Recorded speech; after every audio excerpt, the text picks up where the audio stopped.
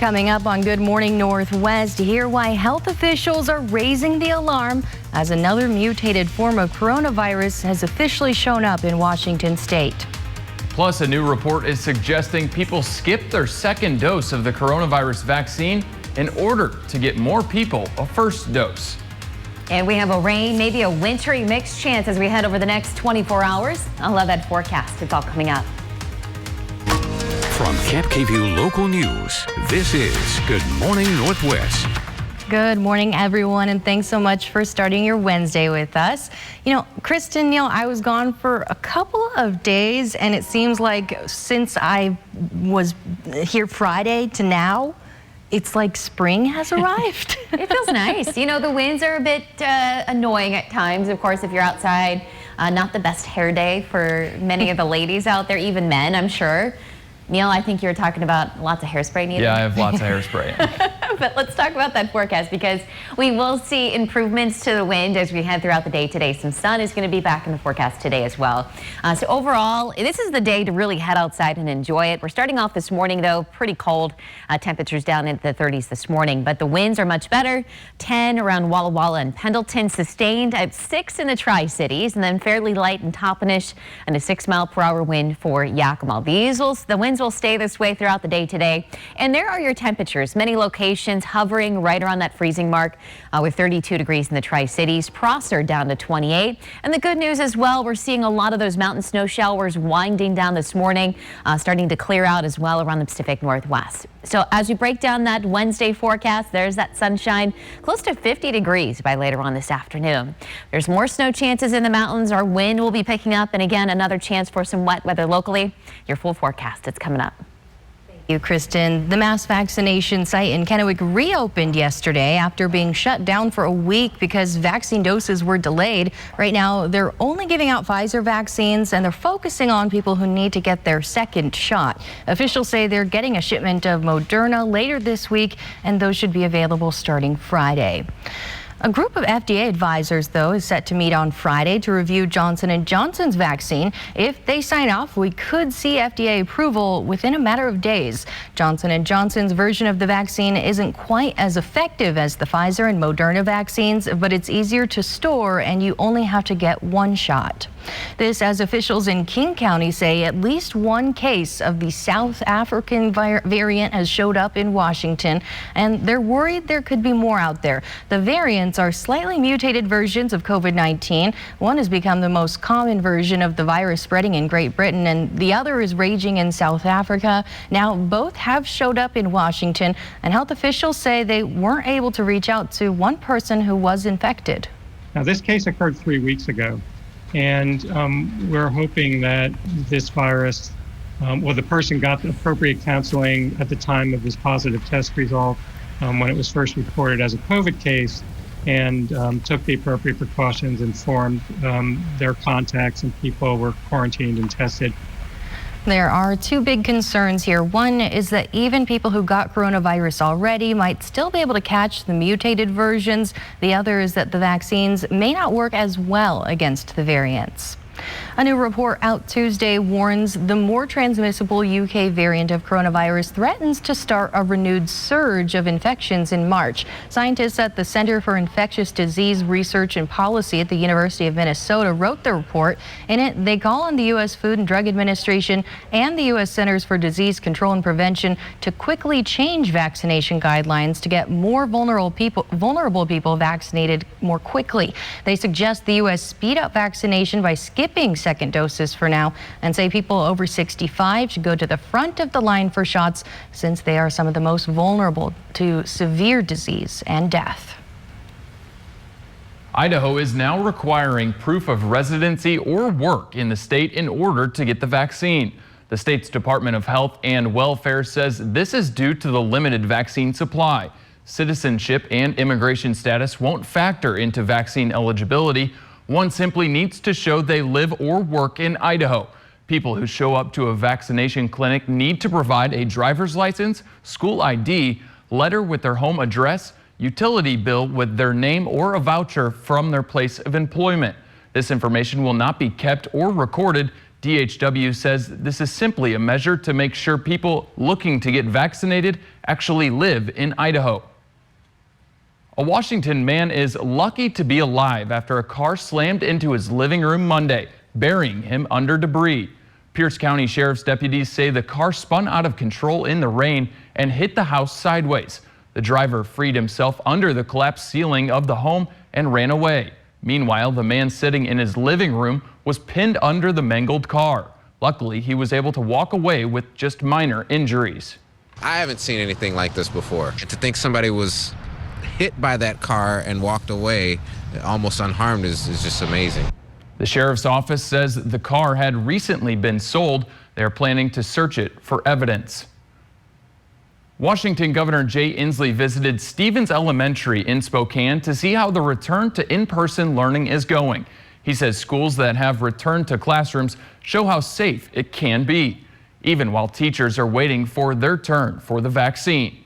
We know to a moral certainty, beyond a reasonable doubt, that schools can operate with teamwork in the schools without vaccinating all the personnel. Now, we know that because it is being done. We've had extremely minimal in-school transmission. Because what we have learned, which we didn't know a year ago, is that we can get students to wear masks. We can have hybrid systems where we get more space between students. We have learned these lessons, and the people who have guided us are excellent educators. It's up to each district to decide how they'll phase students back in, but last week the state superintendent said Washington schools won't receive federal COVID funding if they don't have students back in some capacity. 5:06, let's take a quick break here on Good Morning Northwest, but first let's take that live look outside. And we're seeing those improvements to the wind out the door this morning. But it's going to be back over the next 24 to 48 hours, along with some wet weather. We'll look at your full forecast. It's all coming up. Plus, after a wild several weeks for GameStop, more details on why the retailer's chief financial officer is stepping down. Welcome back to Good Morning Northwest. A month after the GameStop trading frenzy, the company is looking for a new CFO. Yesterday, GameStop announced Executive President and Chief Financial Officer Jim Bell will resign on March 26th. The company hinted the move is to help transform the company into an online retailer. Reddit users caused a massive spike and later drop in GameStop stock. The company announced last fall it was planning on closing up to 450 stores around the world. And GameStop's most recent reported quarter, it posted a net loss of $18.8 million. Still, some investors remain hopeful about the company's ability to reduce its reliance on sales in physical stores and transition to e-commerce. Coming up on Good Morning Northwest, Tiger Woods was rushed to the hospital after a serious car crash in Los Angeles. We have updates this morning. Welcome back, everyone. Tiger Woods is awake and responsive, according to a post on his official Twitter account. It says he's recovering in his hospital room at Harbor UCLA Medical Center. The hospital's chief medical officer says Woods' right leg, foot, and ankle were all injured, as well as the muscle and tissue around them. He says doctors inserted a rod, screws, and pins to stabilize the fractured bones. This after Woods was involved in a single-car rollover crash yesterday morning.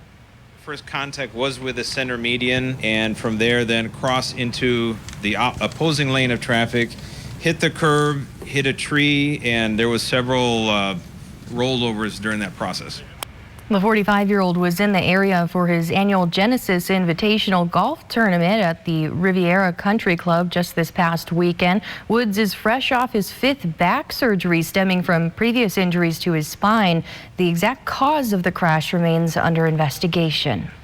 More dramatic video from Saturday's mid-air incident involving a United Airlines Boeing 777. The aircraft's right engine exploded just minutes after taking off from Denver International Airport. A driver in Broomfield, Colorado, caught this video on his dash cam. You can see the plane flying at the top left of the screen. Large and small pieces of the engine rained down on cars, yards, a house, even a soccer field. Luckily, no one in the air or on the ground was hurt. Monday, National Transportation Safety Board investigators released their preliminary findings into what went wrong. They said the engine showed signs of metal fatigue. Back here locally, Blue Mountain Wildlife is in need of some help after one of their large greenhouses collapsed under too much snow. Last week, the Pendleton Bird Sanctuary was hit hard with over a foot of snow. As you can see, the damage done to their scavenger bird pen is pretty significant. Fortunately, no birds were hurt, but the pen will have to be completely rebuilt before it can be used again.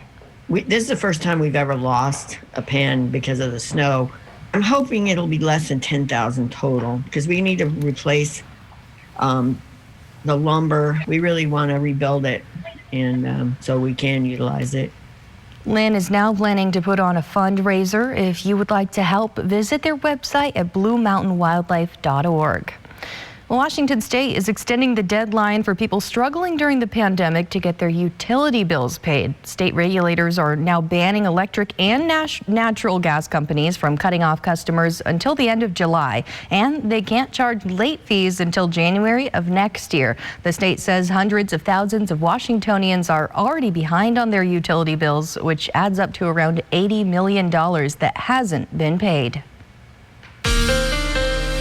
Now, Cap KVU First Alert Weather with Chief Meteorologist Kristen Walls. And certainly excited today about sunshine returning. We will have some lighter winds, so it's going to be a beautiful day for your Wednesday. More changes, though, ahead over the coming days. We will, especially overnight tonight, see rain showers, maybe a wintry mix in some locations. But the wind, unfortunately, is going to be back with us Thursday. That'll carry over into the day on Friday, but then turning out to be a beautiful weekend. We should have lots of sunshine for both Saturday and Sunday. Now, as you head on out the door this morning, those wind speeds are light. 6-mile-per-hour wind in the Tri-Cities, 10 in Walla Walla. But as we switch over to Futurecast, as I mentioned today, not much of a change in those winds, enjoying some time outdoors with those lighter winds. But as we take you throughout your Thursday, that's when we'll start to see those winds building back in. So this is a look at 8 o'clock tomorrow morning. Wind gusts at times throughout their day on Thursday could be between 30 to 40 miles per hour. And a lot of these winds will carry over as we head into the day on Thursday as well. Some more wind gusts on Friday, I should say, should be up to about 40 miles per hour. Cold start early this morning, 32 in the Tri-Cities. We're down to about 33 in Yakima. Good morning to Antopolis. You're at 34 and then 33 over into Walla Walla. Pretty quiet here locally. And the good news is as well, we're starting to notice a lot of those mountain snow showers today winding down, but we have another system moving in overnight tonight and then through our day on Thursday that's going to produce more mountain snow. So we have a winter weather advisory. This is actually set to expire for the Northern Blues at 6 a.m. today, but our next system, this is a winter storm watch that's in place for the eastern slopes and also back through the Cascades. Above 3,000 feet for the eastern slopes, expecting 12 to 24. So that winter storm watch late tonight through Friday evening. So a couple of days there. There could be some travel restrictions if you do plan on traveling and heading back through some of the Cascades. Right now, though, looking much better around the Pacific Northwest. So this is good news. We haven't really had this kind of weather pattern in store for us in quite at least a couple of weeks. So as we get you to Futurecast, we'll see a mostly sunny sky this afternoon, upper 40s today, and then that chance for some rain showers and a wintry mix at times developing overnight. I think the best chance for a wintry mix will be around the Yakima and the Kittitas Valley. Those rain showers will linger into early tomorrow morning, but quickly clearing out. So back to a partly sunny sky by lunchtime and into the afternoon hours for your Thursday. But again, a reminder that the winds are going to be picking up for tomorrow. Friday, we could see just a slight chance for a stray shower. Those mountain snow showers will continue and still a breezy day on Friday as well. So temperatures out there for this afternoon, upper 40s for Toppenish into Yakima, 49 today, Tri-Cities into Hermiston, Prosser at 48, and then looking at those mid-40s in Walla Walla and 44 for Pendleton. Overnight tonight, we'll have those increasing clouds, that wintry mix and rain chance developing super late. Temperatures overnight in the upper 20s and low 30s. So there's your 7-day forecast. Maybe a few showers lingering into Friday at 52. Beautiful weekend, 54 degrees on Sunday and still quiet next week with 55 on Tuesday. And then that 7-day forecast for Yakima, the winds return Thursday into Friday, maybe a small rain chance there on Friday, but then enjoying plenty of sunshine over the weekend. One Kennewick woman says she's extremely thankful to the police department and the community after they helped find her stolen dogs and truck.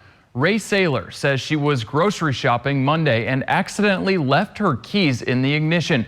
When she came out just minutes later, her green Suburban was gone, and so were 2 of her Dobermans that were inside at the time. Friends and family of Saylor's posted pictures on social media. Some even riding the bus all day long in hopes of catching a glimpse of the missing car. It just makes us know that people are out there and people do care. One person makes your life miserable and 25 other people are there to give you whatever help you need. Saylor says the car was eventually found at an apartment complex in Kennewick, but now she's encouraging others in the community to not make the same mistake. Blue Mountain Wildlife is in need of help after one of their large greenhouses collapsed from carrying too much snow. Last week, the Pendleton Bird Sanctuary was hit hard with over a foot of snow. As you can see, the damage done to the scavenger bird pen is pretty significant. Fortunately, no birds were hurt, but the pen will have to be completely rebuilt before it can be used again. This is the first time we've ever lost a pen because of the snow.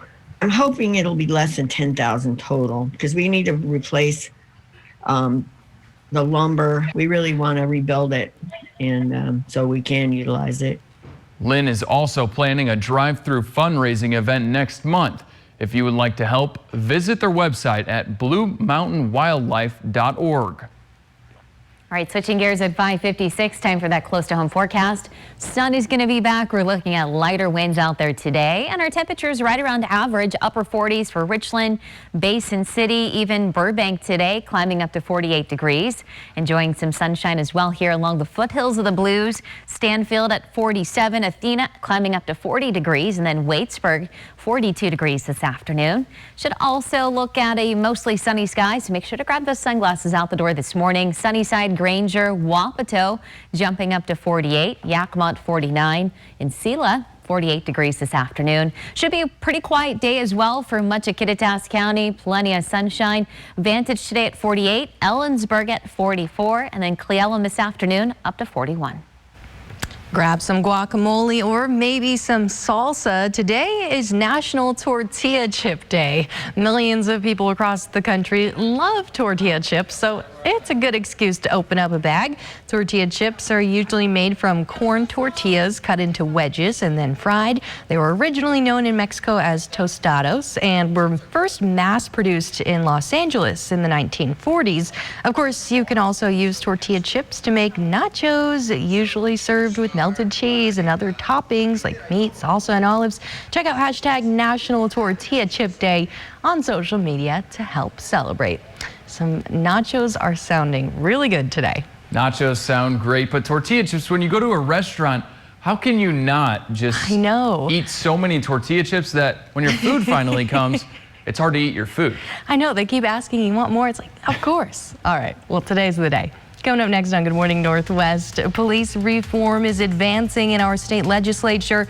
We'll show you where those proposals stand. Plus, it looks like Umatilla County is on its way to reopening.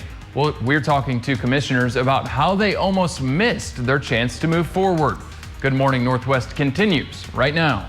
From Camp KVUE Local News, this is Good Morning Northwest. Good morning, everyone, and thanks for waking up early with us. So, Kristen, those winds yesterday just howling outside. Yes, you know, I feel like anytime we have a warm up this time of the year, we're going to get the wind, unfortunately, accompanied with it. Today, we're going to see the sun and we're going to see some lighter winds. So it's going to be a perfect day just to enjoy time outdoors. This morning, though, as we're giving you a live look in downtown Yakima, pretty quiet for you. And as we switch over to some of our current wind speeds, currently in the Tri-Cities, very, very calm. Connell looking at a calm start as well. 9-mile-per-hour wind in Walla Walla, and Dayton up to about 16 miles per hour. So overall today, we're looking at plenty of improvements. Cold start, though. So we're below freezing now in the Tri-Cities, 32 in Connell.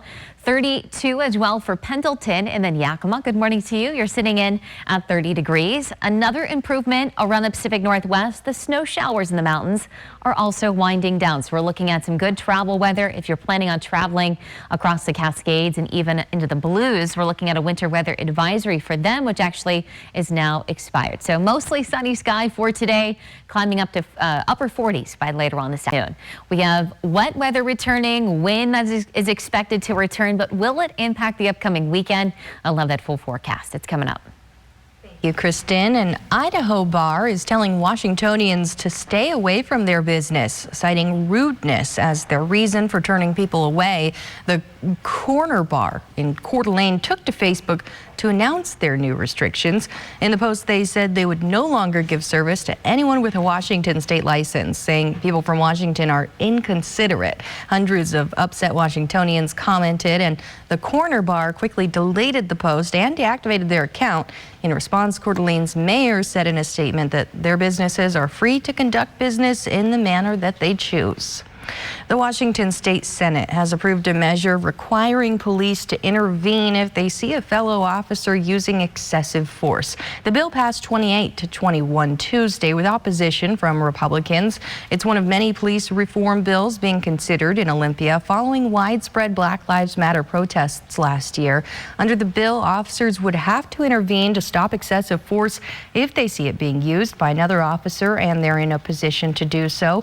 It would also require police to report any wrongdoing by another officer to that officer's supervisor, and it would forbid retaliation against officers who speak up.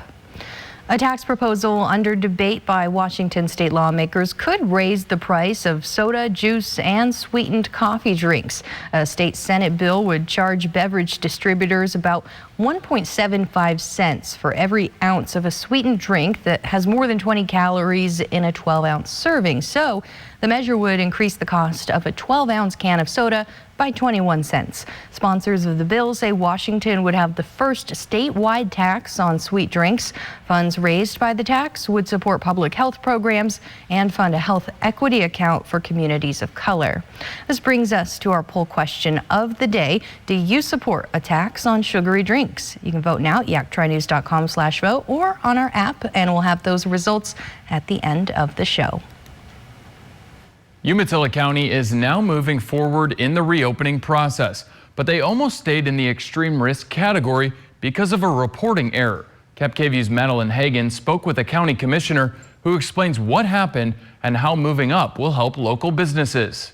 You know, we'll just have to wait and see how it goes. Chris Bennett recounts the conversations she's had with 2020 brides and grooms. So a lot of the weddings from last year just automatically rebooked to next year. Some of them didn't care. They just wanted to get married. You know, there was a couple weddings where they kept their limit to 25. Bennett is also a part of the Hermiston Chamber of Commerce. She says it's been a trying time for locally owned businesses. We just trudge on. We're all hard workers and we love where we live. We love our community. We love our small businesses, you know, and we try to promote them as much as possible. Chris says moving from extreme to high risk feels like a bit of hope, but it's a transition that almost didn't happen. We thought we had 12 cases, and all of a sudden, the Oregon Health Authority said we had 72. Commissioner George Murdoch says last week the Yellow Hawk Tribal Health Center reported cases that dated back to June.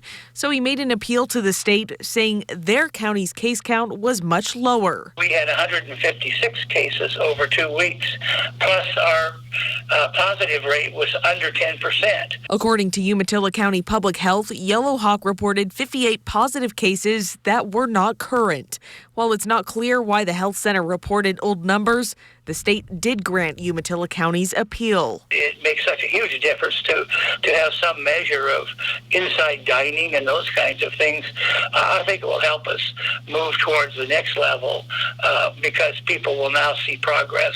Bennett says this move will be monumental for locally owned businesses, including her own. Hermiston's very resilient and they're a very giving community. We'll bounce back, that's for sure. The new guidelines for high risk will go into effect on Friday. For a list of what opens up under high risk, head over to yaktrinews.com.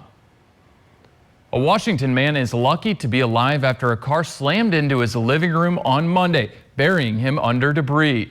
Pierce County Sheriff's deputies say the car spun out of control in the rain and hit the house sideways. The driver freed himself under the collapsed ceiling of the home and ran away. Meanwhile, the man sitting in his living room was pinned under the mangled car. Luckily, he was able to walk away with just minor injuries. I haven't seen anything like this before. And to think somebody was hit by that car and walked away almost unharmed is just amazing. The sheriff's office says the car had recently been sold. They are planning to search it for evidence. A jury has offered has ordered Alaska Airlines to pay $3.2 million to the family of a 75-year-old disabled woman who died 4 months after falling down a Portland International Airport escalator. The family of Bernice Kokona of Spokane filed a wrongful death suit against Alaska Airlines in 2017, alleging neglect at the airport contributed to her injuries. Nearly 4 years later, a King County jury agreed and awarded Kokona's family. Experts say these types of errors are rare for the airline industry, but this verdict is now getting a lot of attention. The benefit of some of these verdicts is they force the issue and to make the industry take a look and do what they've already done pretty well better. Kokona had been traveling from Hawaii to Spokane with a transfer of planes in Portland. She was disabled with an amputated leg and other health issues. It's unclear if Alaska Airlines will appeal this multi-million-dollar verdict. In news from across America, a grand jury has voted not to indict any officers in the death of Daniel Prude, a black man who died after police pinned him to the ground in March. New York Attorney General Letitia James announced the grand jury's decision yesterday. Prude's family said he was having a mental health episode on March 23rd when his brother called Rochester police for help. Police dash and body camera footage was released months after the incident. It showed officers handcuffing a naked Prude and covering his head with a spit sock after he spat and claimed he had coronavirus. The video also showed officers kneeling on Prude, who was hospitalized and died a week later. I know that the Prude family, the Rochester community, and communities across the country will rightfully be disappointed by this outcome. My office presented an extensive case, and we sought a different outcome than the one the grand jury handed us today. 7 officers involved in the arrest were suspended. The police union maintains that the officers followed their training and protocols. Yesterday marked 1 year since the killing of Ahmaud Arbery. The 25-year-old black man was chased and gunned down by a white father and son. The men say they believed Arbery had committed a crime. It wasn't until shocking video of the incident was released months later, triggering nationwide protests, that the 3 men were arrested and charged with murder. They have pleaded not guilty and remain in jail awaiting trial. The 5th District Attorney assigned to the case blames COVID-19 for delaying justice for the family. Justice will come. And I believe as soon as COVID is under control, we will see justice in this case. Family and supporters organized a memorial march and run on the same path where Arbery's life was cut short. We're getting more dramatic video from Saturday's mid-air incident involving a United Airlines Boeing 777. The aircraft's right engine exploded just minutes after taking off from Denver International Airport. A driver from Broomfield, Colorado, caught this video on his dash cam. You can see the plane flying at the top left of your screen. Large and small pieces of the engine rained down on cars, yards, a house, and even a soccer field. Luckily, no one in the air or on the ground was hurt. Monday, National Transportation Safety Board investigators released their preliminary findings into what went wrong. They said the engine showed signs of metal fatigue. In Oregon, the heavily anticipated 2020 Olympic trials at Hayward Field were rescheduled to this coming June because of the pandemic. Lane County Travel estimated a $37 million impact for each of the 2012 and 2016 Olympic trials. 2020 was also expected to be a big year, especially with the completion of the new Hayward Field. But right now, it's still uncertain if spectators will be allowed at the trials. Experts say hosting the event would still be beneficial, though, to the community with or without fans. There will be an economic impact from the event, and I feel very confident that the competition will take place. And so then the question is, well, how many spectators, if any, can be safely allowed into the venue? The trials are scheduled to begin at Hayward on June 18th. Now, KapKView First Alert Weather with Chief Meteorologist Kristen Walls. And we're finally today looking at those improvements to our wind. The sun is coming up this morning. Sunrise today at 6:44. Just going to be a beautiful day ahead for us today. So if you have a chance, head outside and enjoy it. We'll have changes moving in overnight. Rain showers, wintry mix at times for certain locations, and then the wind is expected to return Thursday and unfortunately stick with us on Friday as well. But the sunshine is going to be back this weekend, looking like at least Saturday and Sunday we'll have some beautiful weather around the area. As you can see, our wind speeds looking much better, pretty calm in the Tri-Cities, a 9-mile-per-hour wind in Walla Walla, 15 in Ellensburg. But as we head throughout the day today, as you'll see here at Futurecast, we will see plenty of improvement. But the winds will return with our next system on Thursday. There's a look at Thursday morning, even by Thursday afternoon. Some of our wind gusts at times 30 to 40 miles per hour. So this will even carry over as we head throughout the day on Friday as well, before calming down for the upcoming weekend. Numbers right now: 32 in Connell, Tri-Cities at 30 degrees. Same thing for Hermiston, 32 there in Pendleton. 30 degrees for Yakima and Cleveland, one of our coldest spots, down to 21 degrees this morning. Thankfully, we're clearing out. We're looking at those improvements even into the mountains. We have the snow that is winding down in the northern blues. So a lot of the Pacific Northwest will enjoy some quiet time. Today's actually a good day if you want to travel through the Cascades to travel before our next system moves in here. We have a winter storm watch, which is in place for the Cascades and eastern slopes. Above 3,000 feet for the eastern slopes, 12 to 24 inches. And then over into the Cascades above 2,000 feet, expecting 18 to 30 inches of snowfall. So this includes Snoqualmie Pass. And a lot of those mountain passes included in on that. Again, late tonight through Friday evening. So there's going to be some travel restrictions for both Thursday and into our day on Friday. You can see the quiet weather that we have briefly for today as that high pressure system builds in. But I want to show you the chance that we will have for some wet weather starting to move in later tonight. So again, there is that sunshine for today. Overnight, we'll see some rain showers, a wintry mix, especially for the Yakima and the Kittitas Valley. Overnight, this could linger into early tomorrow morning, but then quickly pushing out lunchtime into the afternoon hours for your Thursday. Locally, we're dry. A lot of the snow showers to the eastern slopes and the Cascades. Now on Friday, we could see a slight chance for a stray shower as those snow showers continue for the higher elevations. So out there for today, upper 40s for Yakima and Toppenish. Ellensburg today up to 44. 49 in Hermiston, Hanford at 49, and even close to 50 in the Tri-Cities. Mid-40s in Walla Walla, Pendleton this afternoon up to 44. So overnight, we'll have those increasing clouds, maybe some rain and snow showers mixing in at times as temperatures dip down into the upper 20s and low 30s. Now, we'll quickly be moving out Thursday afternoon.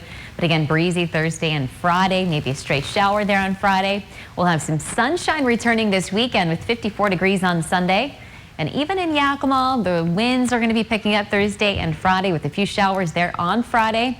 And then back to some sunshine this weekend with temperatures close to 50 degrees. Thank you, Kristen. As the clock turns to 6:21, we're going to take a quick break. But coming up, we're talking to the Red Cross facing an extreme blood shortage after devastating winter storms across the nation. The Red Cross is asking for your help after the historic winter snowstorms across the country canceled hundreds of donation drives. Officials say the icy weather impacted nearly 21,000 donations across 30 states in the country. According to the Red Cross, a single donation has the potential to save multiple lives, and they supply about 40% of the nation's blood. So officials are urging you to donate if you can safely. Single donation has the potential to save up to 3 lives, to help save up to 3 lives. And so it's important to just get that across, how vital it is. It's such a generous gift that you make as an individual. They're looking for all kinds of blood donors, but specifically people with type O blood. The next donation drive in Kennewick is Thursday at the Tri-City Court Club from 1 to 6 p.m.